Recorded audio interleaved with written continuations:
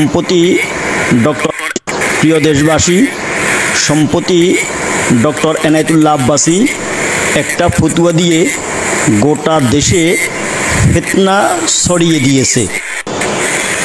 তাই নাকি হুজুর? তা আপনি এখন কি নিজের দাবি করেন যে আপনি এনায়েতুল্লাহ আব্বাসীর চাইতেও বড় হুজুর? তো এনায়েতুল্লাহ আব্বাসীর ভক্ত বা অনুসারী এই দেশে লাখো কোটি, বাংলাদেশের লাখো কোটি মানুষ তার অনুসারী, তাই না? তো এনায়েতুল্লাহ আব্বাসী যে সমস্ত কথা বলে তারা অন্ধভাবে সেগুলো বিশ্বাস করে এবং অনুসরণ করে। তো তুমি হুজুর কি এনায়েতুল্লাহ আব্বাসীর চাইতে বড় হুজুর নাকি? তোমার কথা কেন মানতে হবে? আর তুমি বলছো যে একটা ছড়িয়ে দিয়েছে, ফিতনা ছড়িয়ে দিয়েছে।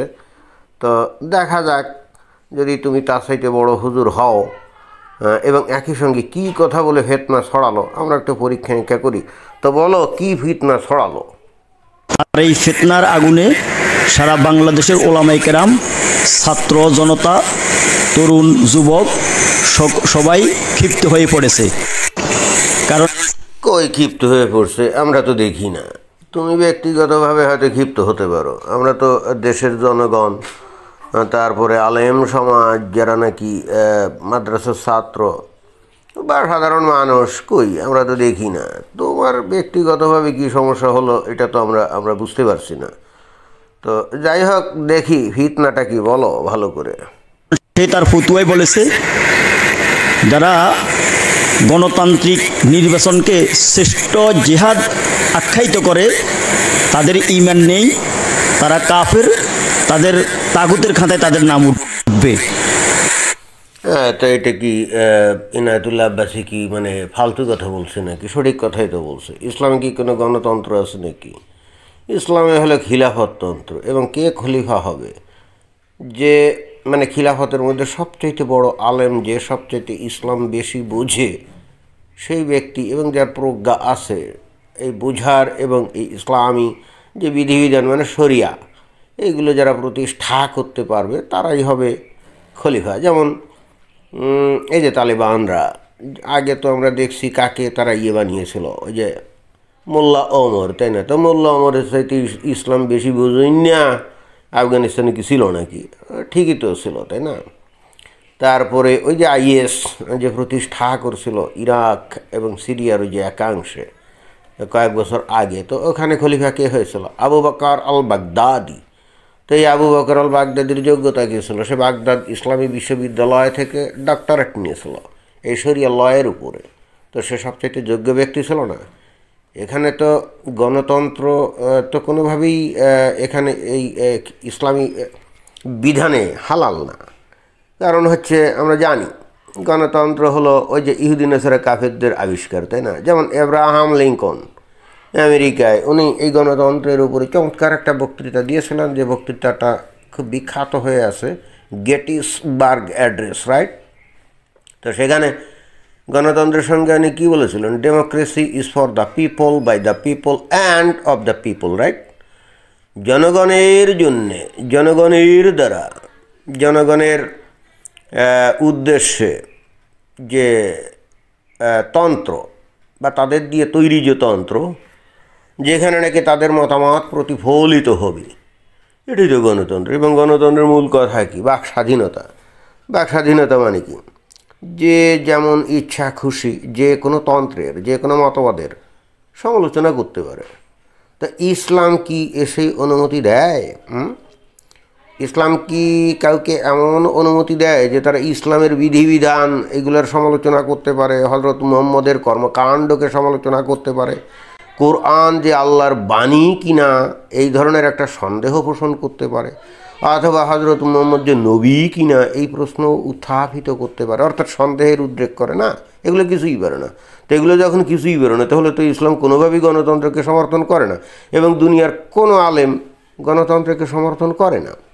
এমনকি তুমি আব্বাসের বিরুদ্ধে এই যে বক্তব্য দেওয়ার জন্য ফাল দিয়ে চলে আসছো, একেবারে চেহারা মোবারককে দেখিয়ে লম্বা চড়া বক্তৃতা দেওয়ার জন্য রেডি হয়ে বসে আছো, কিন্তু তুমিও তো গণতন্ত্রে বিশ্বাস করো না, কি করো? হ্যাঁ, ওই ধরনের গণতন্ত্রে বিশ্বাস করো। আমরা জানি যে গণতন্ত্র বলতে তোমরা এটাই বুঝো যে তুমি শুধুমাত্র অন্যের সমালোচনা করবে, অন্য ধর্মের সমালোচনা করবে। যেমন হিন্দু ধর্ম কত প্রকারে পৌত্তলিক, কত প্রকারে খারাপ, ভুয়া, ফালতু। খ্রিস্টান ধর্ম, বৌদ্ধ ধর্ম কত প্রকারে ফালতু, বানোয়াট, মিথ্যা, ভুয়া।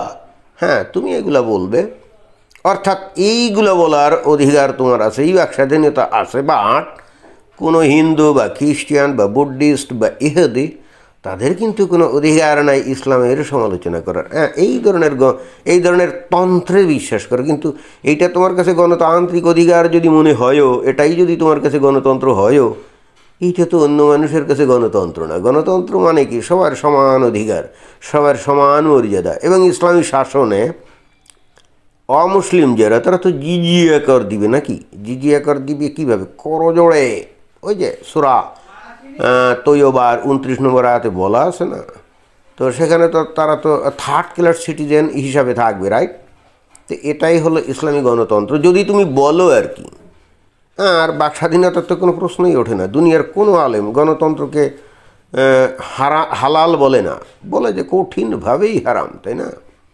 তো এই দৃষ্টিকোণ থেকে এনায়েতুল্লাহ আব্বাসী কি ভুল কথা বলছে নাকি? যদি কেউ বলে গণতন্ত্রের মাধ্যমে যদি কেউ খিলাফততন্ত্র প্রতিষ্ঠা করতে চায়, তাহলে তারা আসলে কাফের এবং তারা ইসলাম থেকে খারিজ হয়ে যাবে, কথাটা তো ঠিকই আছে। এই বাংলাদেশে তোমরা কি মনে করো যে গণতান্ত্রিক পদ্ধতিতে কোনো দিন এখানে খিলাফততন্ত্র মানে তালিবানি শাসন প্রতিষ্ঠা হবে? কোনো দিনও হবে না, এইটা কোনো দিনও সম্ভব না। এমনকি খোদ নবী ওনার যে খিলাফততন্ত্র উনি প্রতিষ্ঠা করেছিলেন, ইসলামী রাজ্য, সেটা কি গণতন্ত্রের মাধ্যমে নাকি? অস্ত্রের দ্বারাই উনি সেটা করেছিলেন, কি তাই না? তারপরে আমরা যদি ইরানের যে ইসলামী বিপ্লব যেটা বলি, তো সেটাও কি গণতন্ত্রের মধ্যে দিয়ে হয়েছিল নাকি? গণতন্ত্র মানে কি? সেখানে নির্বাচন হবে, ভোটাভুটি হবে, তাই না? ভোট দিবে মানুষ। তো এই যে ইরানের যে বিপ্লব, সেটাও কি ভোটাভুটির মাধ্যমে হয়েছিল? বা নবী যে মদিনায় একটা ইসলামী রাজ্য প্রতিষ্ঠা করছিলেন, উনি ভোটাভুটির মাধ্যমে হয়েছিল। এবং একই সঙ্গে এই যে তালেবানরা যে ক্ষমতায় গেছে, এটা কি ভোটাভুটির মাধ্যমে? তারপরে আবু বকর আল বাগদাদি আইএস ইসলামিক স্টেট প্রতিষ্ঠা করেছিল। আবু বকর আল বাগদাদি সে কি মানে গণতান্ত্রিক পদ্ধতিতে নির্বাচিত হয়েছিল নাকি? এই যে যতগুলো মানে উদাহরণ দিলাম, সবাই তো নিজেরা বিপ্লব করে তারপরে ক্ষমতায় গিয়ে তারাই নিজেদেরকে খলিফা হিসাবে ডিক্লেয়ার করেছিল। কি বিষয়টা এরকম না?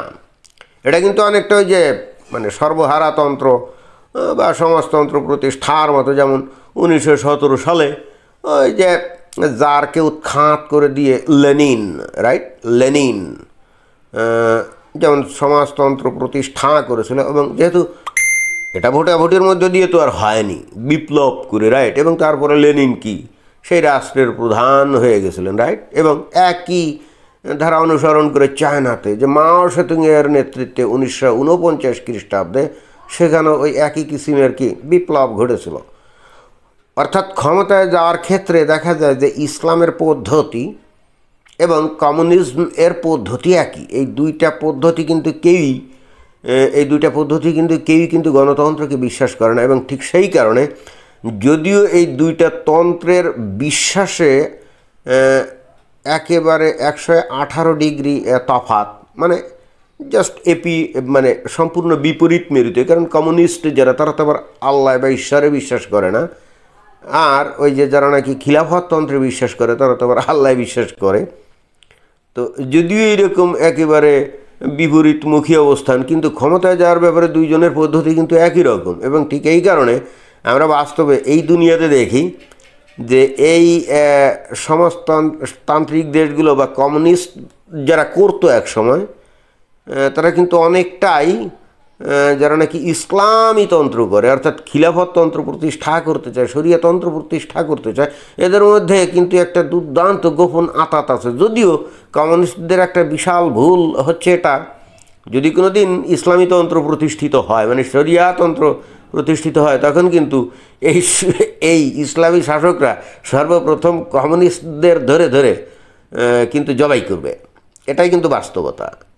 কিন্তু এই ক্ষেত্রে কমিউনিস্টরা নিজেদেরকে খুব বেশি চালাক, বুদ্ধিমান এরকম মনে করে, কিন্তু তারা এটা জানে না বা জানলেও না জানার ভান করে যে যদি কখনো কোনো দেশে মানে মুসলিম দেশে যদি তালিবানি শাসন কায়েম হয় বা ইসলামী খিলাফত চালু হয়, তাহলে যে কমিউনিস্টরা তাদেরকে সাহায্য করেছে ওই ক্ষমতায় যাওয়ার জন্যে, তারাই কিন্তু সর্বপ্রথম ওই কমিউনিস্টদের ধরে ধরে কিন্তু জবাই করবে। এবং হুবহু এই ঘটনাটা কিন্তু ইরানে ঘটেছিল 1979 সালে, যখন ওই যে আয়াতুল্লাহ খোমেনির নেতৃত্বে সেখানে হয়েছিল, ইসলামী বিপ্লব ঘটেছিল। সর্বপ্রথম খোমেনি কী কাজ করছিল জানেন?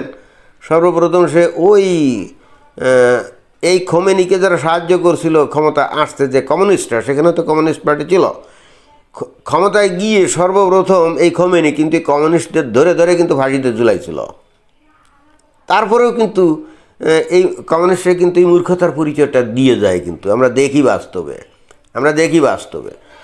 তো যাই হোক, দেখি মানে আমি বলতে চাচ্ছি যে হুজুর, তুমি যে সমস্ত কথা বলছো এটা তো হচ্ছে না। এনায়েতুল্লাহ আব্বাসী তো সঠিক কথাই বলছে। ইসলামে গণতন্ত্রের কোনো স্থান নাই, এবং গণতান্ত্রিক সিস্টেম দিয়ে পৃথিবীতে কোথাও কোনো দিন কোনো ইসলামী শাসন কায়েম হয়নি। এই সাম্প্রতিক যে তালেবানরা, তারাও কি গণতান্ত্রিক পদ্ধতিতে ক্ষমতায় গেছে নাকি? এবং এখন সেখানে তো তারা ক্ষমতায়, তো ভবিষ্যতে কি তারা ইলেকশন করবে নাকি? না, তাও করবে না। তাহলে আচ্ছা, দেখি তারপরে তোমার কি বক্তব্য। আসল কথা হলো, গণতান্ত্রিক নির্বাচনকে শ্রেষ্ঠ জেহাদ এই শব্দে কেউ কিন্তু বলেনি। এখানে সে কাকে আখ্যায়িত করে বলেছে? সে বলেছে ভণ্ডপীর ইত্যাদি শব্দ। এর মাধ্যমে চরমোনাই বা শাইখে চরমোনাই বা ইসলামী আন্দোলনের নাম সে উল্লেখ না করলেও তার সহচর আলী হাসান ওসামা, সে কিন্তু এর ট্যাগ ইসলামী আন্দোলনের উপরে লাগিয়ে দিয়েছে। এবং আচ্ছা, যাক গে, এই সমস্ত কথাবার্তা শুনে আমার মনে হয় যে খুব একটা বেশি লাভ নাই। তাই এনায়েতুল্লাহ আব্বাসী যদি বলে থাকে, সে তো অবশ্যই রেজাউল করিম সাহেব অর্থাৎ চরমোনাই পীরের ব্যাপারেই বলে থাকতে পারে, কারণ সে তো আবার এই যে পলিটিক্স করে, তাই না? হাত পাখা দিয়ে নির্বাচনে অংশও নেয়, তার একটা রাজনৈতিক দল আছে। তো ইসলামী দৃষ্টিকোণ থেকে যদি বিচার করা হয়, তাহলে যারা নাকি রাজনৈতিক দল তৈরি করে, বিভিন্ন দল আছে না, জামায়াত ইসলামী, উলামায়ে মজলিস, খিলাফতি আন্দোলন, খেলাফত মজলিস ইত্যাদি বহু প্রকার ইসলামী রাজনৈতিক দল তো মানে বাংলাদেশে আছে। আমি ঠিক জানি না, এরা যদি সত্যিকার অর্থে ইসলাম জেনে থাকতো, তাহলে এতগুলো ইসলামী দল হয় কী করে? এটাও তো আমার মাথায় ঢুকে না। এদের প্রত্যেকেরই লক্ষ্য যদি বাংলাদেশে ইসলামী শাসন কায়েম থাকে, এবং ইসলাম যদি একমাত্র সত্য ধর্ম হয়, কোরআন এবং হাদিস যদি এদের আদর্শের উৎস হয়ে থাকে, তাহলে সমস্ত মানে অ্যাটলিস্ট যারা নাকি ইসলামী রাজনীতি করে, তাহলে তো সবাই মিলে একটাই দল করবে। সেখানে ভিন্ন ভিন্ন রাজনৈতিক দল কিভাবে হয়, ভিন্ন ভিন্ন ইসলামী রাজনৈতিক দল কিভাবে হয়? তাহলে কি এরা বলতে চায় যে এদের ভিন্ন ভিন্ন ইসলামিক রাজনৈতিক দলের ইসলামী দর্শনগুলো ভিন্ন ভিন্ন? তার মানে এরাই কি প্রমাণ করে দেয় না বস্তুত এই যে কোরআন এবং হাদিস এইটা পড়ে যে মানুষ কোনো স্থির সিদ্ধান্তে আসতে পারে না, এবং এই কোরআন এবং হাদিসের বার্তা যে পরিষ্কার না, এটাই কি বোঝায় না? যদি পরিষ্কারই হতো, তাহলে এদের মধ্যে কিন্তু এই যে ভিন্ন ভিন্ন দল থাকতো না। মোদ্দা কথা হচ্ছে, মানে বার্তা পরিষ্কার হোক আর না হোক, এই কোরআন হাদিস পড়লে একটা বার্তা কিন্তু পরিষ্কার, সেটা হলো যে এর মধ্যে গণতন্ত্রের কোনো স্থান নাই। কারণ ওই যে গণতন্ত্র বলতে তো বাক স্বাধীনতা, এটাই বুঝাবে, রাইট? অর্থাৎ এখানে বাক স্বাধীনতা থাকবে, যার যেমন ইচ্ছে খুশি চয়েস থাকবে। ইসলামে তো ভাই আপনার যেমন ইচ্ছে খুশি চয়েস থাকার তো কোনো সুযোগ নেই, বাক স্বাধীনতারও তো কোনো সুযোগ নেই। একটু আগে তো বাক স্বাধীনতার বিষয়টা আমি বললাম যে ইসলামে কোনোভাবেই নবীর সমালোচনা করা যাবে না, কোরআনের সমালোচনা করা যাবে না, হাদিসের কোনো বিষয়ে সমালোচনা করা যাবে না। করলেই কিন্তু আপনার কল্লা পড়ে যাবে, এটাই কিন্তু বিধান। আর ওই যে যেমন ইচ্ছা খুশি অপশন, এটাও কিন্তু থাকবে না, এখানে থাকবে না। যেমন আপনি একরকম ইচ্ছা করলেন, অন্যজন অন্যরকম ইচ্ছা করবে না। কারণ হচ্ছে কোরআন হাদিসের যে নির্দেশগুলো আছে, আপনাকে ওর মধ্যেই থাকতে হবে। এখানে আপনি বললেন যে না, এইটা এরকম হওয়া উচিত না, চোরের শাস্তি এখন হাত কেটে দেওয়া কেমন হবে? যার নাকি হাত কেটে দেওয়া হবে তত পরিবার পরিজন আছে, তাহলে তাদের কি উপায় হবে? জি না, এই জন্য যে হাতকে না কেটে ওই কোনো মতো আঙ্গুলের একটা আগা কেটে আপনি শাস্তি দিবেন, সেটা হবে না। হাত কাটার বিধান আছে, তো ওইটাই করতে হবে। নবী সেটা করে গেছেন। ব্যভিচার করলে এখানে আপনারা বলবেন যে না, ব্যভিচার করলে কী হবে, দৌড়রা মেরে ছেড়ে দাও বা জেলে ঢুকাও, এটা করো না। হ্যাঁ, এখানে নবী নিজেই কিন্তু ওই যে কোমর পর্যন্ত ওই যে কি পুঁতে তারপরে পাথর ছুঁড়ে হত্যা নিজেও করেছেন এবং তার সাহাবীরাও করে গেছেন। এবং এখন ইসলামী স্টেটগুলোতে মানে বিভিন্ন জায়গায় কিন্তু এই ঘটনাটা ঘটে, যেমন আফগানিস্তানে তালেবানরা কিন্তু ওটাই করে। এখন এটা দেখতে যতই বর্বর হোক আর যতই নির্মম নিষ্ঠুর হোক, কিছুই যায় আসে না, ওটাই বিধান, ওটাই করতে হবে। তারপরে ব্যাংকিং সিস্টেমে সুদ কিন্তু করা যাবে না। যে ইসলামী ব্যাংক নামে একটা ব্যাংক বলে যে তারা নাকি সুদ টুদ নেয় না, কমপ্লিটলি ফালতু কথা। তারা যে সিস্টেমে এই যে মানুষের কাছ থেকে টাকা নিয়ে ডিপিএস করে বা তাদের মানুষের টাকা জমা রাখে, তারা তো এক্স্যাক্টলি একটা ওয়ান কাইন্ড অফ কি সুদ দেয়। এখন এই সুদের নাম যদি তারা ভিন্ন কিছু দেয়, মুনাফা বলে, তাহলে কি সেটা মুনাফা হলো নাকি? তাহলে কি তা মানে এটা কি, এটা তো যাহা লাউ তাহাই কদু, তাই না? মানে লাউকে যদি আপনি কদু বলেন, তাহলে কি লাউ ভিন্ন কিছু হয়ে গেল নাকি? না, তা তো না। তাহলে আপনি ইসলামের নামে ব্যাংক খুলে আপনি সুদের কারবার করবেন, আবার নাম দেবেন ইসলামী ব্যাংকিং, এটা তো হয় না। মানুষের ধর্মানুভূতির সুযোগ নিয়ে, ধর্মান্ধতার সুযোগ নিয়ে এগুলো তাদের মাথায় কাঁঠাল ভেঙে খাওয়া আর কি, এছাড়া আর কিছুই না। এবং ইসলামী ব্যাংক বাংলাদেশে কী অবস্থা, বাংলাদেশের মানুষ ধর্মান্ধ বলে একটা পর্যায়ে বেসরকারি ব্যাংকের মধ্যে এবং একই সঙ্গে সরকারি ব্যাংকের চাইতো ইসলামী ব্যাংক বাংলাদেশে ফুলে ফেঁপে উঠছিল না? কেন ফুলে ফেঁপে উঠছিল? এবং এই লোকগুলা নিজের জন্য প্রতারিত হওয়ার জন্যই সেখানে গেছিল। তারা একবার প্রশ্ন করলো না, এরা যে সিস্টেমে কাজ করে অন্যান্য ব্যাংক একই সিস্টেমে কাজ করে, তাহলে এবং অন্যান্য সিস্টেম যেরকম মানে সুদ বলে ডাইরেক্ট, ইসলামী ব্যাংক বলে এটা মুনাফা, তা যাহাল্লাহ তাহাই কুদু। তাহলে পাবলিকগুলো মানে কীভাবে এই ইসলামী ব্যাংকের দিকে ঢুকছিল, এটা আমার মাথায় আজও ঢোকে না। আমি অনেক ব্যাংকারদের সাথে আলাপ করছি যে ভাই, ইসলামী ব্যাংকে আসলে কি ইসলামী সিস্টেমে সুদ যে হারাম, এই ফর্মুলাকে ব্যবহার করে কি এরা কাজ করে? কেন? মোটেও তা করে না। ওরা যাহাল্লাহ তাহাই কুদু, যাহালো ভ্যাংশ তাহাই সুদ।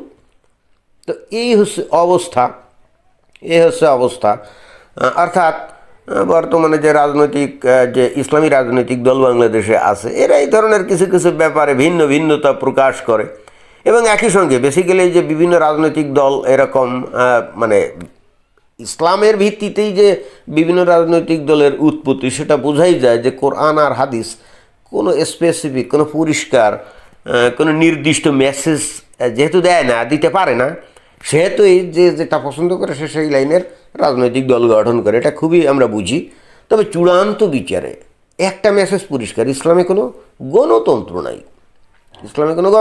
নাই। এখন চরমনায়ের পীর রেজাউল করিম বর্তমান সরকারের অধীনে নির্বাচন করতে গিয়ে হয়তো লাভবান টান হয়। এরা যত ইসলামের কথা বলুক, এদের আবার প্রচণ্ড রকম টাকা বা সম্পদের প্রতি লোভ, সেটাও কিন্তু আমরা জানি। প্রচণ্ড রকম লোভ। যারা নাকি ইসলাম করে, এই দুনিয়া দুই দিনের, পরজগৎ আসল, সেখানেই আসল জীবন, তাই যদি হয় তাহলে ইহ জীবনের এত অর্থের পিছনে ছোটে কী করে, এটা আমার মাথায় ঢুকে না। অর্থাৎ বলে একরকম, করে অন্যরকম, বিশ্বাস করে ভিন্ন। তো এখন এনায়েতুল্লাহ আব্বাসী, সেও টাকা পয়সা প্রচুর ইনকাম করে। এখন হয়তো মনে হয়েছে যে এই রেজাউল করিম সে সরকারের সাথে লিয়ে করে উনি ওই যে ইলেকশনে অংশ নেয়, পয়সা করি মনে তার চেয়ে বেশি ইনকাম করে। এই জন্যেই কিন্তু এনায়েতুল্লাহ আব্বাসী বেসিক্যালি এই যে রেজাউল করিম সাহেব মানে চরমনায়ের পীরকে মানে কাফের ফতোয়া দিয়েছে, আমার ধারণা হচ্ছে এই। তবে যদি দিয়েও থাকে, টাকার জন্য হোক আর যার জন্য হোক, ব্যক্তি স্বার্থে হোক আর যে কারণে হোক, ইসলাম অনুযায়ী সে সঠিক রায় দিয়েছে, সঠিক ফতোয়া দিয়েছে, এটা কিন্তু কোনো সন্দেহ নাই। এই কোন হুজুর, কোন গলির মোড়ে কোন মসজিদের হুজুর এসে এনায়েতুল্লাহ আব্বাসীর মতো একজন হাতির সাথে লড়াই করতে চলে আসছে। তো করো, দেখি কতদূর কি পারো। তো এটাই ছিল বক্তব্য। ধন্যবাদ।